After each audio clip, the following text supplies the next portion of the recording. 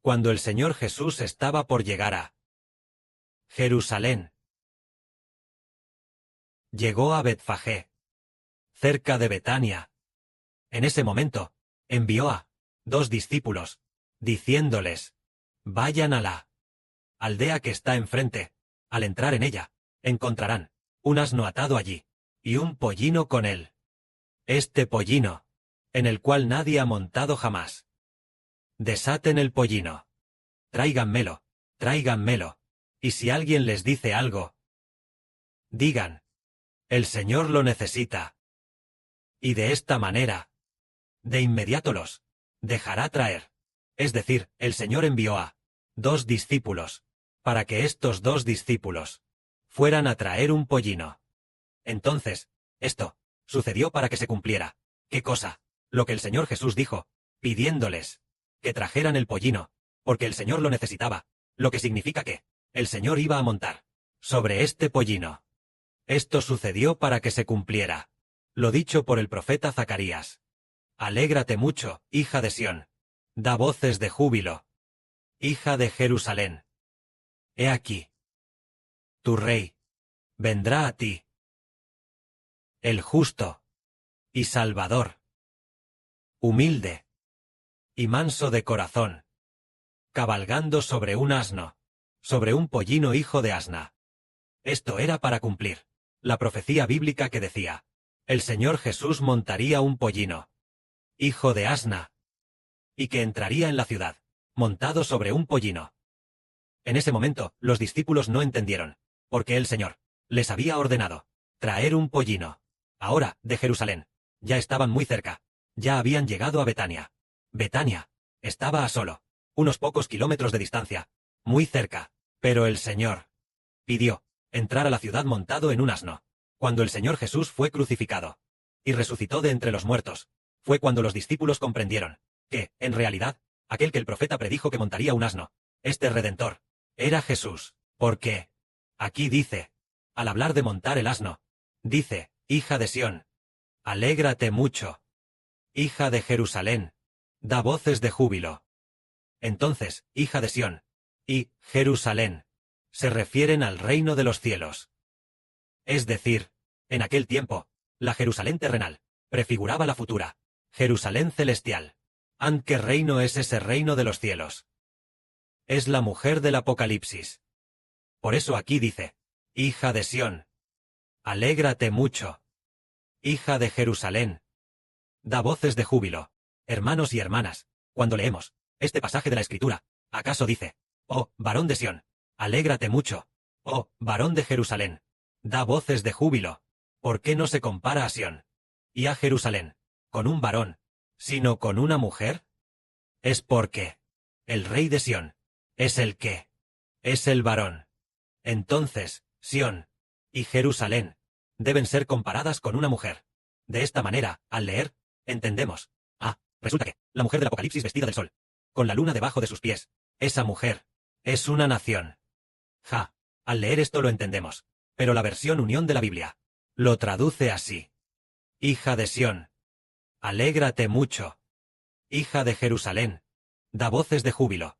Esto, la gente piensa erróneamente que se refiere a las de Jerusalén, aquellas mujeres, o a las de Jerusalén, aquellas jóvenes, pensando que es así. Pero no es así. Dios quiere decir mujer, al referirse a Sión y Jerusalén, es comparar a Jerusalén, a Sión, con una mujer.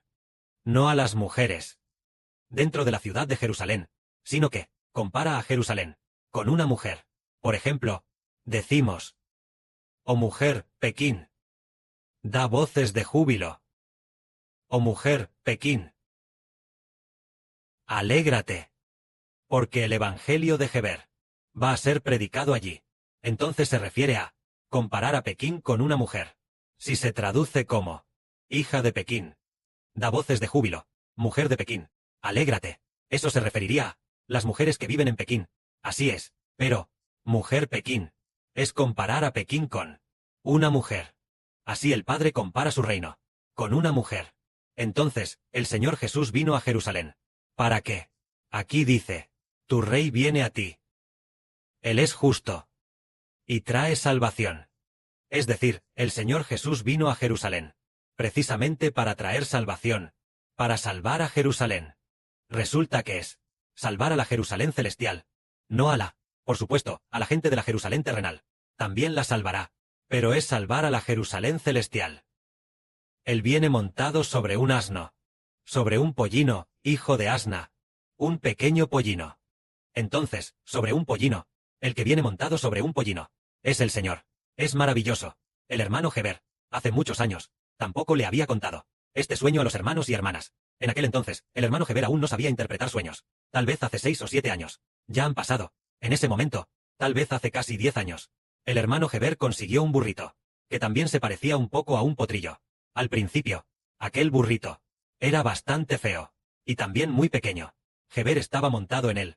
En el sueño, descubrió que el hermano Heber también era bastante pequeño, aún era bastante joven, montando aquel burrito. El burrito era muy feo. Su piel era muy fea. Extremadamente feo. Mientras Heber cabalgaba y cabalgaba, cruzando muchos lugares, cabalgando muy, pero muy bien. Después, este burrito fue creciendo poco a poco. Mientras lo montaba, fue creciendo poco a poco, y entonces, su piel se volvió muy, muy hermosa. La belleza de la piel de todo su cuerpo. Pero solo quedaba la piel de la cabeza, que aún no se había mudado. Aparte de no haber cambiado esa piel, toda la demás había cambiado. Y era muy, muy hermosa. En ese momento, Heber dijo, ¿cómo es que tuve este sueño? Este sueño, tan claro, ¿qué significa? ¿Acaso el hermano Heber en el futuro tendrá que comprar un asno para montarlo? Pensó erróneamente que era así. Ahora Heber dice, ¿cómo es que, al explicar esta verdad hace un momento, de repente me acordé de este sueño? Este sueño, lo recordaba con tanta claridad, tal vez del 20, tal vez del año 2017, o del año 18, tal vez hace casi 10 años. El significado de este sueño se parece un poco a cuando el Señor montó el asno. Ahora el hermano Heber dice, parece que aquel sueño es una prefiguración de que el hermano Heber recibiría el nombre del Señor, porque el Señor realmente montó un burrito para entrar en la ciudad de Jerusalén. El hermano Heber también montó aquel asno. Uno de los detalles es que cabalgó hacia alguien que adoraba ídolos, alguien que practicaba la magia. En aquel campo, el hermano Heber, su asno, mojó la ropa de Heber, o algo por el estilo. Esto se refiere a que la gente que pertenece a Satanás hará que el hermano Heber sufra cierta pérdida. Así que decimos, ¡wow! ¡Qué maravilloso! Las profecías de la Biblia, cuando llega el momento, nos hacen comprender este misterio.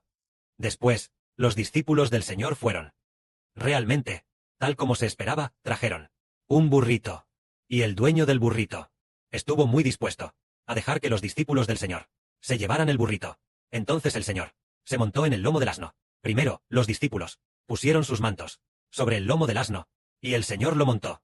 Entonces, muchísima gente vio al Señor montando el asno, y muchísima gente tendía sus mantos por el camino, y otros cortaban para tenderlo en el camino, para tenderlo en el camino.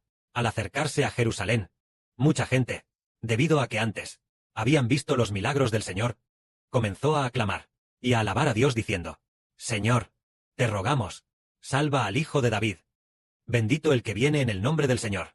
Digno es de ser alabado, que en las alturas el Altísimo traiga la salvación, paz en el cielo y gloria en las alturas. Y había muchísima gente alabando a nuestro Dios. En ese momento, algunos fariseos le dijeron al Señor, Maestro, deberías reprender a tus discípulos.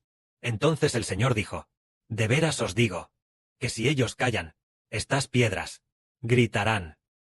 Es decir, al ver ellos al Señor Jesús en el asno, aclamaron, y los fariseos sintieron celos.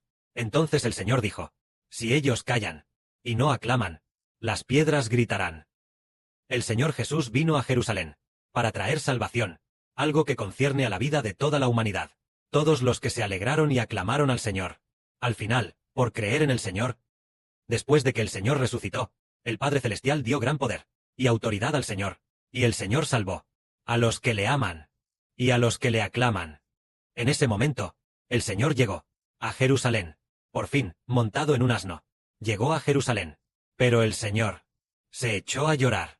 ¿Por qué el Señor se echó a llorar? El Señor dijo, si al menos, en este día, conocieras lo que conduce a tu paz. Pero ahora estas cosas están ocultas, y tus ojos no pueden verlas. Entonces, ¿por qué dijo el Señor? ¿Por qué lloró por Jerusalén? Dijo, si al menos en este día conocieras lo que concierne a tu paz. Entonces, ¿qué es lo que concierne a la paz de Jerusalén? ¿Qué es? El Señor también dijo, pero estas cosas están ocultas. Ahora están ocultas, de modo que no las ves. Esto significa, ¿acaso Jerusalén sabe sobre la paz de Jerusalén? Lo que concierne a la paz de Jerusalén, ¿qué es? La crucifixión del Señor Cristo. El Señor Jesús redimiendo a Jerusalén. El reino de los cielos, Jerusalén, el reino de los cielos prefigurado por ella.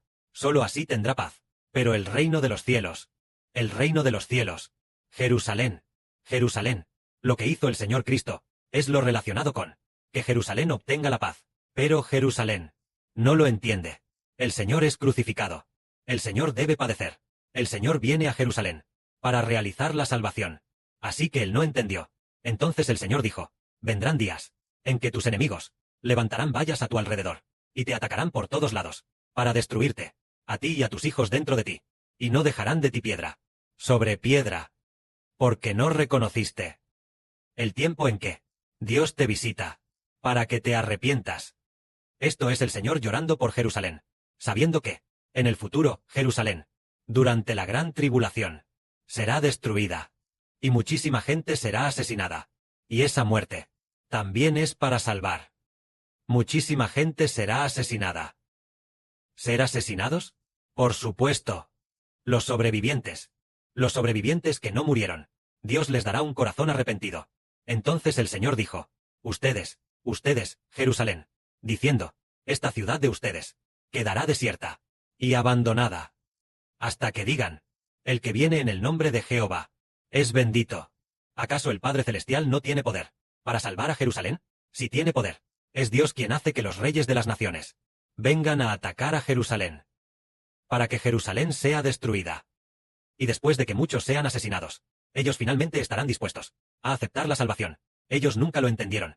¿Hasta cuándo? Tal como dijo el Señor. Ojalá en estos días conocieras lo que te trae paz, pero estas cosas están ocultas, para que tus ojos no puedan verlas, es decir, no verlas. ¿Qué cosa? ¿Qué está oculto? Oculto que Jesús es el Redentor, que Jesús salvará a los que creen. Pero, ¿y la gente de Jerusalén? Ninguno entendió, porque estaba oculto, que Jesús es el Redentor, y que la crucifixión es para salvar a la gente. Estaba oculto, para que sus ojos no lo vieran. ¿Hasta cuándo? ¿Sus ojos finalmente verán? ¿Hasta cuándo? Esto para ellos ¿dejará de estar oculto? Hasta que los reyes de las naciones ataquen a Jerusalén y destruyan a muchísima gente. Muchas personas serán asesinadas en la guerra. Muchísima gente será asesinada. Entonces, ¿qué hay de los sobrevivientes? Ah, sus ojos verán sobre la crucifixión de Cristo el Señor, para salvarlos. Sí, ya no se puede ocultar. Finalmente lo vieron. Entonces dijeron, en el nombre de Jehová, el Señor Jesús que viene, es bendito.